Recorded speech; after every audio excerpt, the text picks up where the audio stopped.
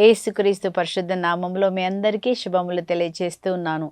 ఈరోజు ఫిబ్రవరి నెల అంటే నూతన నెల, నూతన సంవత్సరంలో మన రెండో నెలలోకి అడుగుపెట్టి ఉన్నాం. కాబట్టి ఈ ఫిబ్రవరి నెలంతా కూడా దేవుడు తన కృప కనికరమును మనకిచ్చి మనల్ని కాచి కాపాడునుగాక. ఆమెన్. ఈరోజు మనము ధ్యానిస్తున్న అంశము పరిశుద్ధాత్మ సహాయకుడు.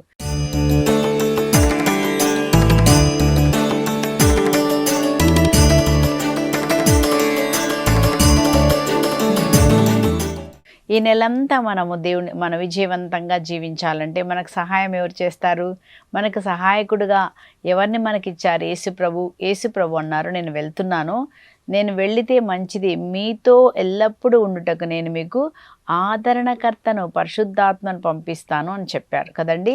సో మనకి పరిశుద్ధాత్మ తోడుగా ఉంటారు. అయితే ఈరోజు మనము పరిశుద్ధాత్మను గురించిన 3 వాగ్దానాలు మనము ధ్యానిస్తామండి. పరిశుద్ధాత్మ గురించి ఉన్న 3 వాగ్దానాలు మనము ధ్యానిస్తాం. మరి మొదటి వాగ్దానం ఏంటంటే, ఇక్కడ మనం చదువుతున్నాము, పరిశుద్ధాత్మ మీ పైకి వస్తారు. ఏమని రాయబడిందంటే, పరిశుద్ధాత్మ మీ పైకి వస్తారు. మనం చదువుతాము అపోస్తుల కార్యం 1వ అధ్యాయము 8వ వచనంలో మనం ఏం చదువుతున్నామంటే, పరిశుద్ధాత్మ మీ పైకి వచ్చినప్పుడు మీరు శక్తిని పొందుకుంటారు. చూసారండి, అనేక విషయాల్లో మనకు శక్తి ఉండదు. మాట్లాడాలంటే శక్తి ఉండదు, పని చేయడానికి శక్తి ఉండదు, ముందుకు వెళ్ళాలంటే ఏదైనా మన జీవితంలో ఒక కష్టం బాధ వచ్చినప్పుడు ముందుకు వెళ్ళడానికి శక్తి ఉండదు కదా. వెళ్ళలేము, ఒక స్టెప్ వేయలేము. ఎందుకంటే ఇంతకుముందు ఏదో బాధ జరిగింది, నష్టం జరిగింది, దాన్ని చూసి భయపడతాం. కానీ పరిశుద్ధాత్మ దేవుడు ఏం చేస్తారంటే మనకి శక్తిని ఒసగుతారంట. కాబట్టి మొదటిగా పరిశుద్ధాత్మ గురించినటువంటి వాగ్దానం ఏంటంటే, పరిశుద్ధాత్మ మీ పైకి వేయించేస్తారు. రెండో వాగ్దానం ఏంటంటే, పరిశుద్ధాత్మ మనలో ఉంటారు. పరిశుద్ధాత్మ మనలో ఉంటారు. మనం చదువుతున్నాము ఎజెకియల్ గ్రంథంలో 36వ అధ్యాయంలో 27వ వచనంలో ఏం చదువుతున్నామంటే, తండ్రి దేవుడు అన్నారు, నా ఆత్మను మీలో ఉంచి, నా ఆత్మను మీలో ఉంచి మీరు నా చట్టములు అనుసరించేలాగా చేస్తారు. అంటే మన సొంత శక్తి చేత మనం దేవుని వాక్యాన్ని మనము పాటించలేమండి, చాలా కష్టం. కానీ పరిశుద్ధాత్మ మనలో ఉండి మనం దేవుని వాక్యానికి లోబడి ఉండేలాగా చేస్తారు. కాబట్టి పరిశుద్ధాత్మ మన పైకి వస్తారు. మన పైకి దేనికోసం వస్తున్నారు? శక్తి. ఏం శక్తి? మనము పరిశుద్ధాత్మ వరములు పొందుకొని మనము బలమైన పరిచర్య జరిగించడానికి. రెండోదిగా పరిశుద్ధాత్మ మనలో ఉంటారు. మనలో ఉండి ఏం చేస్తారు? మనలో ఉండి మనము వాక్యాన్ని, దేవుని వాక్యాన్ని మనం అనుసరిస్తే మనకు లాభం ఏంటి? విధేయత వల్ల మనకు ఆశీర్వాదం. అలాగే మనం పరిశుద్ధమైన జీవితం జీవించడానికి పరిశుద్ధాత్మ మనలో ఉండి మనకు సాయం చేస్తాడు. మూడోదిగా మనం చదువుతున్నాం, పరిశుద్ధాత్మ గురించిన మరొక వాగ్దానం ఏంటంటే, మనతో ఉంటారు. మనతో ఉండడం అంటే ఏంటి? తోడు కదండి. అట్లాగే మరి పరిశుద్ధాత్మ మనం ఏం చేస్తారు? మూడో పని, పరిశుద్ధాత్మ గురించిన 3వ వాగ్దానం ఏంటంటే, ఎల్లప్పుడూ మీతో ఉండుటకు నేను మీకు ఒక ఆదరణకర్తను అనుగ్రహిస్తాను. ఎల్లప్పుడూ అంటే ఒక రోజు కాదండి, ప్రతిరోజు మనతో ఉంటారు. ఈ 3 మనకి పరిశుద్ధాత్మ గురించినటువంటి వాగ్దానాలు. ముందుగా మనము మొదటి వాగ్దానం ఏం నేర్చుకున్నాం? పరిశుద్ధాత్మ మీ పైకి వస్తారు. పరిశుద్ధాత్మ మన పైకి వచ్చినప్పుడు జరిగే కార్యములను గురించి మనం ఎక్కడ చదువుతున్నాము? యెషయా గ్రంథం 61వ అధ్యాయంలో చూసినప్పుడు 1 నుంచి 7 వరకు అక్కడ మనం చదువుతాం. లూకా సువార్త 4వ అధ్యాయం 18వ వచనం, ఇదే వచనాన్ని యేసు ప్రభు తీసి చదివి చెప్తారు, ఈరోజు ఈ వాక్యము మీ ఎదుట, ఈ లేఖనము మీ ఎదుట నెరవేరినది. అంటే పరిశుద్ధాత్మ వస్తే ఏ కార్యాలు మన ద్వారా చేస్తారు. ఇక్కడ మనం చదువుతున్నాం యెషయా గ్రంథం 61వ వచనం నుంచి మనం చూస్తున్నాం, ప్రభు ఆత్మ నా పైన ఉన్నది. చూసారండి, ప్రభు ఆత్మ నా పైన ఉన్నది. దేవుడు నన్ను అభిషేకించారు. మన పైన పరిశుద్ధాత్మ ఏం చేస్తున్నారు? ఒకటి, పేదలకు సువార్తను బోధించడానికి, అంటే పరిచర్య చేయడానికి, బోధించడానికి శక్తి మనకి పరిశుద్ధాత్మ మనకి శక్తినిస్తారు. రెండోదిగా మనం చూస్తున్నాము, కృంగిపోయిన వారిని ఓదార్చుటకు, అంటే మన మాటలు ఇప్పుడు చూడండి, దివ్యవాణి టీవీలో అందరూ గురువులందరూ వాక్యం బోధిస్తున్నప్పుడు, స్వస్థత చేస్తున్నప్పుడు, ఆరాధన చేస్తున్నప్పుడు ఏం జరుగుతుందండి? ఎంతోమంది కృంగిపోయి వేదన బాధతో ఏం చేయాలో అర్థం కాకుండా వాక్యం విన్నప్పుడు వాక్యం చేత వాళ్ళు ఏం చేస్తున్నారు? బలపరచబడుతున్నారు కదా. అందుకే పరిశుద్ధాత్మ ఏం చేస్తారంటే కృంగిపోయిన వారిని లేపుతాడు. పడిపోయావా, ముందుకు వెళ్ళలేకపోతున్నావా, పరిశుద్ధాత్మ లే లే ముందుకు వెళ్ళు, దేవుడు నిన్ను మర్చిపోడు, దేవుడు నీకు సాయం చేస్తాడు, నీ పరిస్థితి తప్పకుండా మారుతుంది. ఇవన్నీ ఎవరు చెప్తారు మనకి? పరిశుద్ధాత్మ దేవుడు మనకి సహాయం చేస్తారు. అలాగే చూస్తున్నాము, చెరలో ఉన్న వారికి విడుదల కలగ చేయడానికి, బంధించబడిన వారికి విడుదల కలగ చేయడానికి పరిశుద్ధాత్మ దేవుడు మనతో ఉన్నారు. ఇంకా ఏముందండి? దుఃఖించువారంట. అక్కడ దుఃఖించు వారికి ఏమిస్తారంటండి? బూడిదకు బదులుగా పూలదండ, శోకవస్త్రాన్ని బదులుగా ఆనంద తైలం. పరిశుద్ధాత్మ మన పైకి వచ్చినప్పుడు ఏమైందండి? నీ దుఃఖము నిజముగా సంతోషముగా మారుతుంది, నిశ్చయముగా సంతోషంగా మారుతుంది.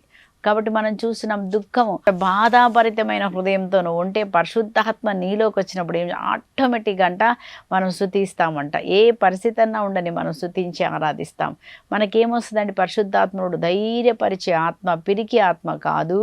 మీరు పొందుకున్నది ఏ ఆత్మ అంటండి? పరిశుద్ధాత్మ మీకు ఒసగబడినది ధైర్యపరిచే ఆత్మ, నిగ్రహశక్తి గల ఆత్మ, ప్రేమ గల ఆత్మనే మీరు పొందుకున్నారు. కానీ పిరికి ఆత్మ కాదు. పరిశుద్ధాత్మ నీపైకి వచ్చినప్పుడు ఏం జరుగుతుంది అంటే, ఇక్కడ మనం చూస్తున్నాము, పరిశుద్ధాత్మ నీపైకి వచ్చిన ధైర్యంగా ఉంటావు, ఏ పరిస్థితినైనా ఎదుర్కొంటావు, కృంగిపోకుండా పరిశుద్ధాత్మ నిన్ను బలపరుస్తాడు. భయపడకు, ఈ స్థితిని చూసి నువ్వు భయపడాల్సిన అవసరం లేదు, దేవుడిని ప్రార్థన చేయి, దేవుడు పరిస్థితి మారుస్తాడు అని పరిశుద్ధాత్మ దేవుడు మనకి సహాయం చేస్తారు.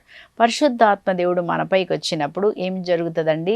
పరిశుద్ధాత్మ వరాలన్నీ మనలో పనిచేస్తూ ఉంటాయి. మనం చూసినప్పుడు పెంతెకొస్తు రోజున పరిశుద్ధాత్మ శిష్యులందరి మీద, మేడగదిలో ఉన్నటువంటి మరియ తల్లితో పాటు అక్కడున్న శిష్యులందరి మీద పరిశుద్ధాత్మ దిగి వచ్చినప్పుడు ఏం చూస్తున్నాం? అక్కడ వాళ్ళలో పరిశుద్ధాత్మ వరాలు పనిచేయడం మనం చూస్తున్నామండి.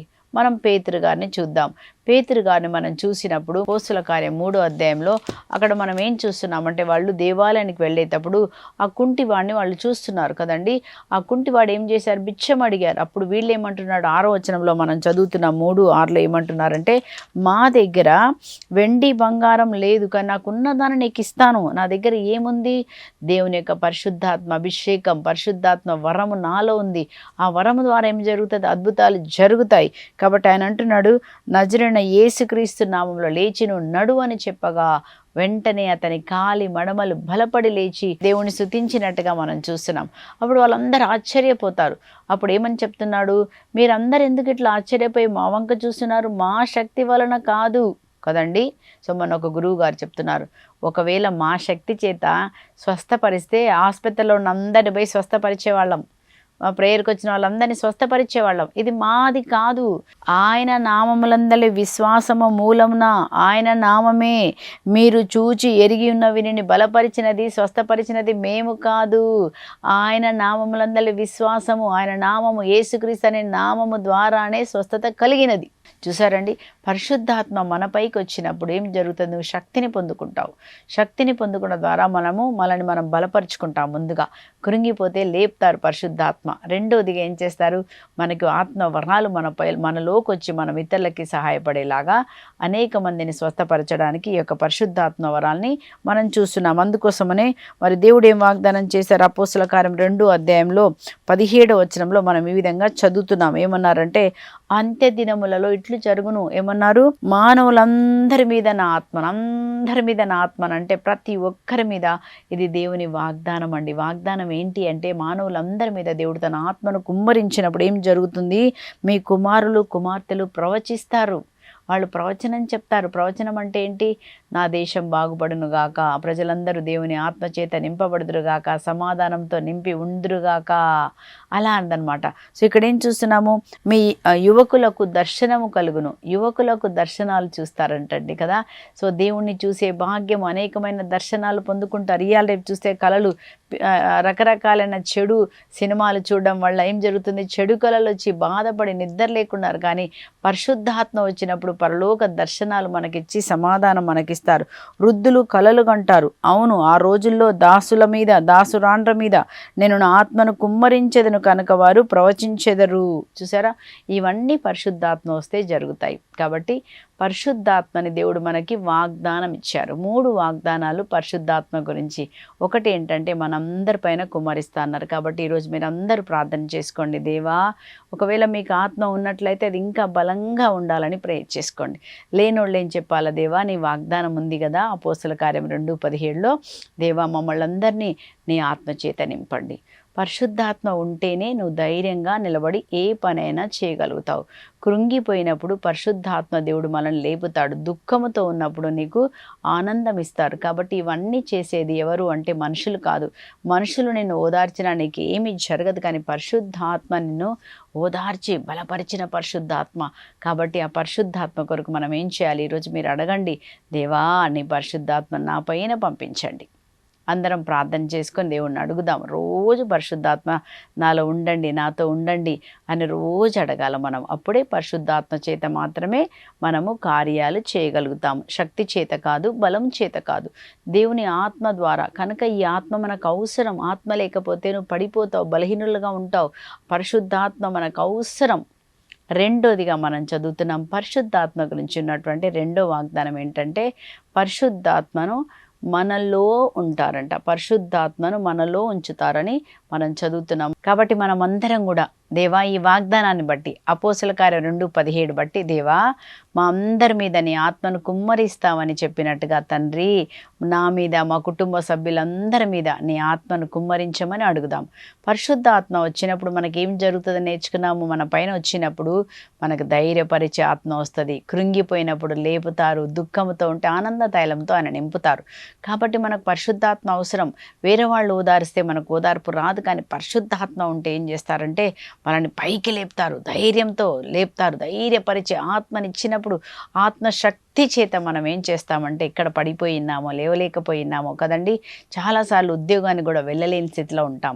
ఒక ఇంట్లోనే మనం అందరం కూడా సమాధానంగా ఉండలేకుండా ఉంటాం. ఇట్లాంటి పరిస్థితుల్లో మనకి పరిశుద్ధాత్మ దేవుడు సహాయం చేస్తారు. కాబట్టి మనమందరం ప్రార్థించుకుందాం, దేవా మా అందరి మీద నీ పరిశుద్ధాత్మను కుమ్మరించండి. ఇప్పటికే అందరిలో ఉన్నారు, కానీ ఇంకా ఏం చేయాలి? అధికముగా బలముగా మనకి పరిశుద్ధాత్మ రావాలంటే మనం రోజు పరిశుద్ధాత్మతో అడగాల. దేవా నా పైన కుమ్మరించమని అడగాల. ఆత్మతో మనం సహవాసం చేయాలా. పరిశుద్ధాత్మను మనం దుఃఖపరచకుండా ఉండాలి. అప్పుడు పరిశుద్ధాత్మ దేవుడు మనకి సహాయం చేస్తారు. రెండోదిగా మనం చూద్దామండి. మనం పరిశుద్ధాత్మ గురించి రెండవ వాగ్దానం ఏంటి అంటే, రెండవ వాగ్దానం ఏమని రాయబడిందంటే పరిశుద్ధాత్మ మీలో ఉంటారు. అంటే మన పైన వచ్చారు మొదటిగా. రెండోది మనలో ఉంచుతారు. ఎజేకియల్ గ్రంథంలో 36వ అధ్యాయంలో 27వ వచనాన్ని మనము ఈ విధంగా చదువుతున్నాము. నా ఆత్మను మీలో ఉంచి. చూసారండి, దేవుడు ఏం చేస్తారంట? దేవుని ఆత్మ మనలో ఉంటారు. ఎందుకు? మన శరీరమే దేవునికి ఆలయంగా మార్చారు. మన శరీరము దేవునికి ఆలయముగా ఎట్లా మారింది? యేసయ్య తన రక్తం చేత మనల్ని కడిగి, మనసు తలంపులన్నీ కడిగి మన శరీరమును పరిశుద్ధాత్మకు ఆయన నిలయముగా మార్చారు. పాత నిబంధనలో యేసు రక్తము లేనందువలన, యేసు రక్తము వారిని కడగలేదు కనుక వాళ్ళ మీదకి పరిశుద్ధాత్మ దేవుడు అవసరం ఉన్నప్పుడు, మరి కార్యాలు జరగాలన్నప్పుడు మాత్రమే వచ్చారు, కానీ వాళ్ళతో నివసించినట్టుగా లేదండి. కానీ ఇప్పుడైతే మనం ఏం చూస్తున్నామంటే యేసు ప్రభుని అంగీకరించినప్పుడు అందరిపైన ఎవరు వచ్చారంట? పరిశుద్ధాత్మ మన లోపలికి వచ్చేసారు. సో మనలో ఉన్న పరిశుద్ధాత్మ ఏం చేస్తారు? పరిశుద్ధాత్మ ఉండి మనకేం చేస్తారంటే ఇక్కడ మనకు రాయబడి ఉంది. ఎజేకియల్ గ్రంథం 37:27 ఏమని చదువుతున్నాము? నా ఆత్మను మీలో ఉంచి మీరు నా చట్టములను అనుసరించినట్లు, నా విధులు పాటించినట్లుగా. పరిశుద్ధాత్మ లోపట ఉండి ఏం చేస్తారంటే నువ్వు దేవుని వాక్యాన్ని పాటించేలాగా చేస్తారు. దేవుని వాక్యానికి లోబడేలాగా చేస్తారు. పరిశుద్ధాత్మ లేకపోతే మనం లోబడలేము, మనం ఉండలేమండి. పరిశుద్ధాత్మ దేవుడే నీకేం చేస్తారు? వద్దు, అది తప్పు, అది చేయొద్దు, అట్లా చేయకూడదు, వాక్యం అది తప్పు అని నేను హెచ్చరిస్తూ ఉంటారు లోపల. అందుకోసమని మనల్ని ఏం చేస్తారంటే నువ్వు వాక్యాన్ని విధేయించేటట్టుగా చేసి, వాక్యం విధేయిస్తే మనకేం జరుగుతుంది? ఆశీర్వాదం వచ్చేస్తుంది కదా. వాక్యమును మనం పాటించేలాగా చేస్తారని మరి ఇక్కడ మనం చదువుతున్నాం. ఎబ్రీల పత్రిక 8వ అధ్యాయం 10వ వచనం. నేను కూడా చాలాసార్లు ఇంతకుముందు అనుకునేదానండి, అబ్బా ఈ వాక్యం పాటించలేకపోతున్నాం ప్రభా, వద్దనుకుంటున్నాం కదా. పౌలు గారు అంటారు కదా, రోమాపత్రిక మనం చదువుతాం, ఆయన కూడా 7వ అధ్యాయంలో అక్కడ ఏమంటారంటే 15వ వచనంలో ఏమంటారంటే, ప్రభువా నేనేం చేయకూడదో దాన్నే చేస్తున్నాను, ఏం చేయాలో దాన్ని చేయలేకపోతున్నాను, నా శరీరంలో ఒక పాపము, అయ్యా ఒక పాపం ఉంది, ఆ పాపము నన్ను పాపానికి లాక్కొని పోతుంది, నేను వద్దంటే కూడా లాక్కొని పోతుంది, నేనేం చేయాలి? అక్కడ ఏమని రాయబడిందంటే, అప్పుడు ఏం జరిగిందంటే పరిశుద్ధాత్మ ఒక మనిషిలోనికి వచ్చి పరిశుద్ధాత్మ పాపపు చట్టం నుండి మనకు విడుదల కలగ చేసెను. పరిశుద్ధాత్మ ఎక్కడుంటే అక్కడ స్వాతంత్రం అని 2 కొరింథీ 3:17లో మనం చదువుతున్నాం. అంటే పరిశుద్ధాత్మ నీ లోపలికి వచ్చినప్పుడు నీలో ఉన్న బంధకాలన్నిటి నుంచి మనకు విడుదల కలుగజేసి మనం పాపంలో పడకుండా మనకు సాయం చేస్తారు. ఎంత ఆశీర్వాదం అండి కదా. ఏం ఆశీర్వాదం? మనము దేవుని ఆజ్ఞను పాటించేలాగా, పాపం చెయ్యకుండా పరిశుద్ధమైన జీవితం జీవించడానికి యేసుప్రభువే మనకి పరిశుద్ధాత్మను ఇచ్చి ఉన్నారు కదా. సో కాబట్టి ఇక్కడ మనం చదువుతున్నాము హెబ్రీయుల పత్రిక 8:10 వచనంలో ఏమని చదువుతున్నామంటే, ఇజ్రాయేలు ప్రజలతో చేసుకొను నిబంధన ఇది ఏంటంట, నా చట్టములను వారి మనస్సులో ఉంచుతాను, వారి హృదయములపై వారిని రాయుదును, నేను వారికి దేవుడై ఉంటాను, వారు నాకు ప్రజలై ఉంటారు. చూసారండి, నా చట్టములను వారి మనస్సులో ఉంచుతారంట. పరిశుద్ధాత్మ మనకేం చేస్తారు? నీ మనసులో దేవుని చట్టాల నుంచి ఇది తప్పు, ఇది చేయకూడదని పరిశుద్ధాత్మ మన జ్ఞాపకం చేస్తారు, శక్తినిస్తారు, మన హృదయాలపై దేవుని వాక్యం రాస్తారు. నేను అలాగ చెప్పాను కదా ఇంతకుముందు, ఎట్లా దేవా, ఎట్లా ప్రభా, ఎంత బలహీనలం ప్రభా అనుకుంటున్నాము కానీ చేయలేకపోతున్నాము అనుకున్నాము కదా. ఇప్పుడు దేవుడు ఏం చేస్తున్నారంటే, మనం పాపులము, మళ్ళీ మళ్ళీ పడిపోతామని, మనం పడిపోకుండా ఉండడానికి పరిశుద్ధాత్మను మన లోపల ఉంచారు కదా. అందుకే పౌలు గారు ఏమన్నారు, ఇక జీవించినది నేను కాదు కదా, క్రీస్తేసే నాలో జీవిస్తున్నారు. మీ శరీరము పరిశుద్ధాత్మకు నిలయము కదా. మన ఆ శరీరంలో ఎవరున్నారు? పరిశుద్ధాత్మ ఉన్నారు, నువ్వు కాదు. పరిశుద్ధాత్మే మనల్ని నడిపిస్తారు. పరిశుద్ధాత్మ ఇంకా మనలో ఉండి ఏం చేస్తారు? రెండోదిగా మనం చదువుతున్నాం, ఏం చేస్తారంటే ఆయన మనము ఫలించేలాగా మనల్ని చేస్తారు. ఫలం అంటే ఏంటండి? గలతీల పత్రికలో 5వ అధ్యాయము 22వ వచనంలో మనం చూస్తున్నాము, ఆత్మ ఫలము ఏమనగా ప్రేమ. అంటే మనం ఒకరిని ప్రేమించలేకపోతాం కదా, కానీ పరిశుద్ధాత్మ ఒక వ్యక్తిలోకి వచ్చినప్పుడు తన ప్రేమను, దేవుని ప్రేమను మనలో పోస్తారు. దేవుని ప్రేమ చేతనే మనం ఒకరిని ప్రేమించగలుగుతున్నాం, లేకపోతే ప్రేమించలేం. కాబట్టి పరిశుద్ధాత్మ నీలోకి వస్తే ఏం జరుగుతాను? ఫలించే బిడ్డగా ఫలము నీలో కనపడుతుంది. మీరు ఫలించాలా? ఏమేమి ఉన్నాయి ఇక్కడ? ఆనందము, శాంతి, ఆనందం ఉంటుంది, సమాధానం ఉంటుంది, సహనం ఉంటుంది, దయ, మంచితనం, ఇతరులకు మంచి చేస్తావు, విశ్వసనీయత కలిగి ఉంటావు, సాత్వికత, నిగ్రహము, వీటన్నీ కూడాను ఫలించేలాగా పరిశుద్ధాత్మ చేస్తారు. అప్పుడు అందరూ కూడా ఈమెనా మారింది, ఈ వ్యక్తేనా, ఈ ఫాదరేనా, ఎట్లా చెప్తున్నారండి? ఇవన్నీ కూడా పరిశుద్ధాత్మ ద్వారా జరుగుతుంది. మనం చదువుతున్నాము అపోస్తుల కార్యం 9వ అధ్యాయంలో సౌలుని చూస్తున్నామండి కదా. అప్పుడు సౌలుగా ఉన్నటువంటి సౌలు ఎలా ఉన్నాడు?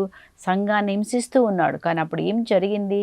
పరిశుద్ధాత్మతో ఆయన నింపబడ్డాడు. మనం చదువుతాం అపోస్తుల కార్యం 9వ అధ్యాయం 17వ వచనంలో, అనానియా వెళ్ళి అతని మీద చేతుల నుంచి అతను పరిశుద్ధాత్మతో నింపబడినప్పుడు అతను నూతన వ్యక్తిగా మార్చబడ్డాడు. కళ్ళల్లో ఉన్న పొరలన్నీ వెళ్ళిపోయాయి, నూతన వ్యక్తి.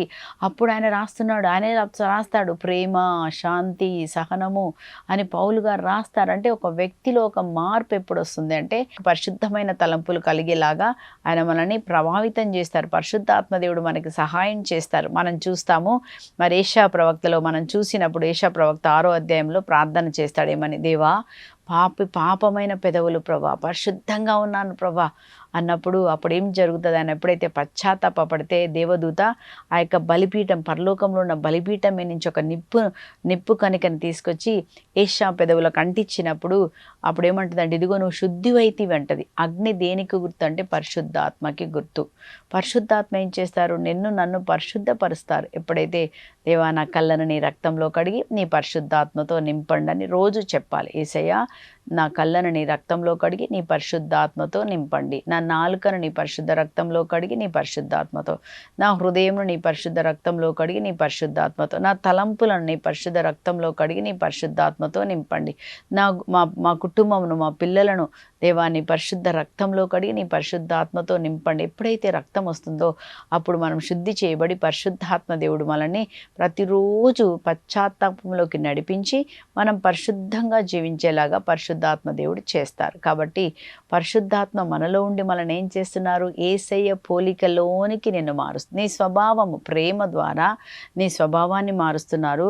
అలాగే మనని పశ్చాత్తాపం కలగజేసి మనం పరిశుద్ధంగా జీవించడానికి పరిశుద్ధాత్మ దేవుడు మనకేం చేస్తున్నారండి? ఆ విధంగా సహాయం చేస్తున్నారు. పరిశుద్ధాత్మ దేవుడు మనలో ఉండి ఇంకా ఏం చేస్తున్నారు అంటే మన అంతరంగ పురుషుని బలపరుస్తున్నారు. మన అంతరంగ పురుషుడు బలపడడం అంటే ఏంటంటే, ఎప్పుడు బలపడతాడు అంతరంగ పురుషుడు? ఎప్పుడైతే మనము ప్రార్థన చేసినప్పుడు కదా. ప్రార్థన చేసినప్పుడు ఏ విధంగా మన అంతరాత్మ బలపడతాడు. మనం ఆ భోజనం తిన్నామనుకోండి, భోజనం తింటే మన శరీరం బలపడి మనకు శక్తిని వచ్చి లేచి నడుస్తాం కదా. అన్నం తినకపోతే ఆకలి ఉంటే నీరసం వచ్చి ఏ పని చేయలేం. అట్లాగే మన అంతరాత్మ అంతరంగ పురుషుడు బలపడాలంటే, ఆత్మ పురుషుడు బలంగా ఉండాలంటే, నువ్వు జీవంగా ఉండాలంటే, నువ్వు విశ్వాసపు మాటలు మాట్లాడాలంటే, ముందుకు వెళ్ళాలంటే, పరిశుద్ధ జీవితం జీవించాలంటే అంతరంగ పురుషుడు బలంగా ఉండాలి. కాబట్టి పరిశుద్ధాత్మ ఏం చేస్తాడంటే నిన్ను ప్రేరేపిస్తాడు. వాక్యం చదువు, ప్రార్థన చేసుకొని నిన్ను ఆకర్షిస్తాడు, నిన్ను బలపరుస్తాడు. పరిశుద్ధాత్మ దేవుడే ప్రేరేపించి నిన్ను ముందుకు తీసుకెళ్తారు. ఏం చేస్తారండి? ముందుకు తీసుకెళ్తాడు. అంతేకాదు మన బలహీనతలో మనకు ఎలా ప్రార్థన చేయాలో తెలియనప్పుడు పరిశుద్ధాత్మే మన ద్వారా తండ్రికి మూలుగల ద్వారా ప్రార్థన చేస్తారని రోమాపత్రిక 8:26లో మనం చూస్తున్నాం కదండి. పరిశుద్ధాత్మ నీకు ఎలా ప్రార్థన చేయాలో తెలియదు. ఒక సమస్య వచ్చింది, ఏడుస్తున్నావు, కృంగిపోయినావు, అప్పుడు పరిశుద్ధాత్మ నీలో నుంచి తండ్రికి మొరపెడతారు. తండ్రి, అబ్బా ఈ బిడ్డకు సహాయం చేయండి, ఈ బిడ్డను బలపరచండి అని మన తరపున, నీ తరపున పరిశుద్ధాత్మ దేవుడు నీ కోసం ప్రార్థన చేయడానికి మనలో ఉన్నారు కదండి. అందుకే యేసుప్రభు ఏమన్నారు? నేను మిమ్మల్ని అనాథలుగా వదిలిపెట్టను. పరిశుద్ధాత్మ మీలో ఉంటారు. మీలో ఉండి మనకేం చేస్తున్నారు? మనము దేవుని ఆజ్ఞలను పాటించేలాగా చేస్తున్నారు, మనం ఫలించేలాగా చేస్తున్నారు, మన అంతరంగ పురుషుడు బలంగా ఉండేలాగా చేస్తున్నారు. మనం పరిశుద్ధమైన జీవితం జీవించడానికి పరిశుద్ధాత్మ దేవుడే. పరిశుద్ధాత్మ లేకుండా మనం ఎవ్వరం కూడా పరిశుద్ధంగా జీవించలేం. పరిశుద్ధాత్మ వలనే ఒక వ్యక్తి పరిశుద్ధంగా జీవిస్తారు. ఆత్మ లేకపోతే శరీరంలో వాళ్ళు ఉంటారు. శరీరము మరణానికి దారితీస్తారు. కానీ ఆత్మ అయితే ఏం చేస్తుందండి? ఆత్మ చేత మనము పాపపు క్రియలు నశింపచేయడానికి పరిశుద్ధాత్మ ఉన్నారని రోమాపత్రిక 8:14లో మనం చదువుతున్నాం. ఏమన్నారు? పరిశుద్ధాత్మ చేత మీరు పాపపు క్రియలను మనం నశింపచేయాల. పరిశుద్ధాత్మ నీకు శక్తినిస్తారు. అబద్ధాలు ఆడకుండా ఉండడానికి శక్తినిస్తారు. నువ్వు ఏడవకుండా ఉండడానికి శక్తినిస్తారు. చెడమాటలు మాట్లాడకుండా శక్తినిస్తారు. పరిశుద్ధాత్మను మనం ఆహ్వానించినప్పుడు ఆయన మనకేమిస్తారు? మనకు సహాయం చేస్తారు. మన బలహీనతలో నీకు బలమును ప్రసాదిస్తారు. మన బలహీనతలో మన కొరకు ప్రార్థన చేస్తారు పరిశుద్ధాత్మ దేవుడు. కాబట్టి మనం ఈరోజు పరిశుద్ధాత్మ గురించిన వాగ్దానములను, పరిశుద్ధాత్మ దేవుడు మన పైన ఉన్నప్పుడు మనకి ఎలాంటి సహాయం అందుతుందని చూసాం కదండి. పరిశుద్ధాత్మ మన పైకి వచ్చినప్పుడు ఏం జరుగుతుంది? మనం శక్తిని పొందుకుంటాం. దేనికి శక్తిని? అక్కడ మనం చదివాము, పేదలకు సువార్తను బోధించడానికి, దుఃఖంలో ఉన్న వారికి ఆనంద తైలం ఇస్తారు. నువ్వు దుఃఖపడినప్పుడు, నువ్వు కృంగిపోయినప్పుడు పరిశుద్ధాత్మ దేవుడు లేపుతారు. నీలోకి వచ్చినప్పుడు ఆయన మన పైన వస్తారు కదా. అలాగే పరిశుద్ధాత్మ వరాలు మనలో ఉన్నప్పుడు మనకేం జరుగుతుంది? అనేక మందికి మనం దీవెనకరంగా మారతాం. నీ చేతుల ద్వారా స్వస్థతలు జరుగుతాయి కదా. సో పరిశుద్ధాత్మ దేవుడు మనందరికీ అవసరం. రెండోదిగా ఏం నేర్చుకున్నాము? అదే పరిశుద్ధాత్ముడు మనలో ఉన్నారంట, మన లోపల ఉన్నారు కదా.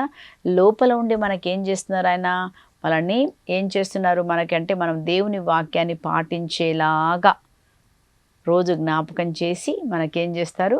ఆయన మనము వాక్యాన్ని పాటించేలాగా చేస్తున్నారు కదా. సో అంతేకాదు, ఇంకా ఏం చదువుకున్నాం మనము? మన అంతరంగ పురుషుని బలపరుస్తున్నారు. మనం ఫలించేలాగా ప్రేమ, శాంతి, సహనము మనలో పెట్టి మన నూతన వ్యక్తిగా. మూడోదిగా మనం చూసినాం పరిశుద్ధాత్మ వాగ్దానం. మూడో వాగ్దానం ఏంటంటే మనతో ఉంటారు. ముందుగా మనం నేర్చుకున్న మన పైన పరిశుద్ధాత్మ ఉంటారు, మన లోపల పరిశుద్ధాత్మ ఉన్నారు. ఈ మూడోదిగా మన తోడంటే ఏంటండి? మనకి తోడు నీడగా నిలబడేవాళ్ళు. మనం వివాహం చేసుకున్నప్పుడు భర్త తోడు నీడ అని ప్రమాణం చేస్తాం. అట్లాగే ఎలా తోడు నీడగా ఉంటారో, పిల్లలతో మనం ఎలా తోడు నీడగా ఉంటామో పరిశుద్ధాత్మ దేవుడు అందరికంటే మనకి ఎల్లప్పుడూ తోడుగా ఉంటారంట. మనం చదువుతున్నాం యోహాను సువార్త 14వ అధ్యాయంలో 16వ వచనంలో ఈ విధంగా యేసు ప్రభు చెప్పిన మాట చూడండి, నేను తండ్రిని ప్రార్థిస్తాను మీతో ఎల్లప్పుడూ ఉండుటకు. చూసారండి, ఎల్లప్పుడూ ఉండుటకు, మనతో ఉండుటకు. యేసు ప్రభువే ప్రార్థించి ఏమంటున్నారు, మీతో ఎల్లప్పుడూ ఉండుటకు మరొక ఆదరణకర్తను ఆయన మీకు అనుగ్రహించును. పరిశుద్ధాత్మ దేవుడు మనతో ఉంటారు కదండి. మనతో ఉండి మనకేం చేస్తారు, సహాయం చేస్తారు. నువ్వు చేయలేని పనులున్నాయా, బాధపడుతున్నావా, వేదపడుతున్నావా కదండి. భర్త ఇంట్లో ఉంటాడు, నీతో మాట్లాడాడు, అప్పుడు నీకు ఎంత ఏమంటారు ఒంటరితనం అనిపిస్తుంది, దుఃఖం అనిపిస్తుంది. పిల్లలు నీ మాట వినరు, లేకపోతే పిల్లలు చెడు అలవాట్లో ఉన్నారు, ఎంత చెప్పినా వాళ్ళు వినట్లేదు, నీకేం చేయాలో అర్థం కావట్లేదు. అప్పుడు నీకెవరు సహాయం చేస్తారు, మనకెవరు సహాయకుడు అంటే పరిశుద్ధాత్మ. ఆయన మన సహాయకుడు, మనకు సహాయం చేయడానికే, మనతో ఎల్లప్పుడూ ఉండడానికే, మనల్ని బలపరచడానికే, ఓదార్చడానికే, కృంగిపోయినప్పుడు లేపడానికే పరిశుద్ధాత్మ దేవుడు మనకి ఇవ్వబడి ఉన్నారు. కాబట్టి ఈరోజు మనం అందరం కూడా ఈ యొక్క నూతన సంవత్సరంలో ప్రతిరోజు దేవా అని పరిశుద్ధాత్మతో నన్ను నింపండి. తర్వాత ఏం చేయాలి, నింపబడిన తర్వాత పరిశుద్ధాత్మతో రోజు మాట్లాడాలా. పరిశుద్ధాత్మ దేవా నాతో ఉండండి, నన్ను నడిపించండి, నన్ను నీ చేతికి అప్పచెప్తున్నాను, నేను మీరు మాట్లాడండి పరిశుద్ధాత్మ, నాకు సహాయం చేయండి, నన్ను నడిపించండి అని మనల్ని పరిశుద్ధాత్మకు అప్పచెప్తే మన నాయకుడుగా, నావికుడుగా మనకు సహాయం చేస్తాడు. అడగాల, నాకు ఎట్లా ప్రార్థన చేయాలో తెలియట్లేదు, ఈ పిల్లల కోసం ఎలా ప్రార్థన చేయాలా నాకు నేర్పించండి, నా భర్త కోసం ఎలా ప్రార్థన చేయాలో నాకు నేర్పించండి, నేను పాపంలో పడిపోతున్నాను, తలంపులు వస్తున్నాయి, నాకు సహాయం చేయండి అని మనం పరిశుద్ధాత్మతో సహవాసం, రోజు సహవాసం అంటే మనం నిశ్శబ్దంగా దేవుని దగ్గర కూర్చోవాలి. కూర్చున్నప్పుడు ఆయనతో నీ సహవాసం వల్ల నీ అంతరంగ పురుషుడు బలపడబడి పరిశుద్ధాత్మ మనకు సాయం చేస్తాడు. దేవుని వాక్యం చదవడం ద్వారా పరిశుద్ధాత్మ మనలో వాక్యం నింపుతారు. మనం ప్రార్థన చేసినప్పుడు పరిశుద్ధాత్మ మనలో ఉంటారు. ఆయనతో నిశ్శబ్దంగా కూర్చున్నప్పుడు, ఆయనకు నువ్వు అర్పించినప్పుడు ఇంకా నువ్వు కాదు, పరిశుద్ధాత్మే నీలో ఉండి నిన్ను నడిపిస్తారు. కనుక ఈ సంవత్సరం అంతా కూడా పరిశుద్ధాత్మ దేవా మా పైన, నాలో, మాతో ఎప్పుడు ఉండి మమ్ము నడిపించండి, మమ్మల్ని యేసేలాగా మార్చండి. మేము ఎప్పుడు పరిశుద్ధంగా జీవించి, విజయవంతంగా జీవించి తలకు సహాయపడేటువంటి ఫలము మాలో ఉండాలని మనమందరం కూడా ప్రార్థన చేసుకుందాం. దేవుడిట్టి కృపను మనందరికీ అనుగ్రహించునుగాక. ఆమెన్.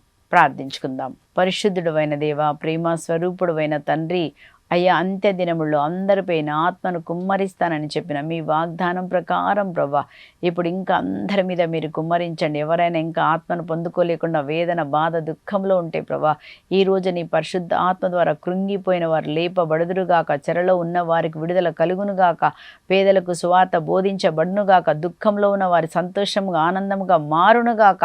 అలాగే ఇది పరిశుద్ధాత్మదేవ మాలో మీరుండి మేము దేవుని వాక్యాన్ని పాటించేలాగా మీరు చేసినందుకు వందనాలు. మేము ఫలించేలాగా చేయమని అడుగుతున్నాం. మాలో ఉండి మేము అయ్యా పరిశుద్ధంగా జీవించుటకు మాకు సహాయం చేయండి. మమ్మల్ని మీ చేతికి అప్పచెప్తున్నాం. మాతో ఉండండి, మాలో ఉండి మమ్ము నడిపించండి. మీరే మా నాయకుడుగా, నావికుడిగా ఉండి నడిపించమని మమ్మల్ని, మా కుటుంబాన్ని మీ చేతికి అప్పచెప్తూ దివ్యవాణి టీవీ అంతటిని కూడా ఆశీర్వదించమని యేసుక్రీస్తు పరిశుద్ధ నామం పేరిట అన్నీ అడిగి పొందుకొని ఉన్నాము పరలోకపు తండ్రి. ఆమెన్. ఆమెన్. దేవుడు మీ అందరిని దీవించునుగాక. ఆమెన్. Praise the lord.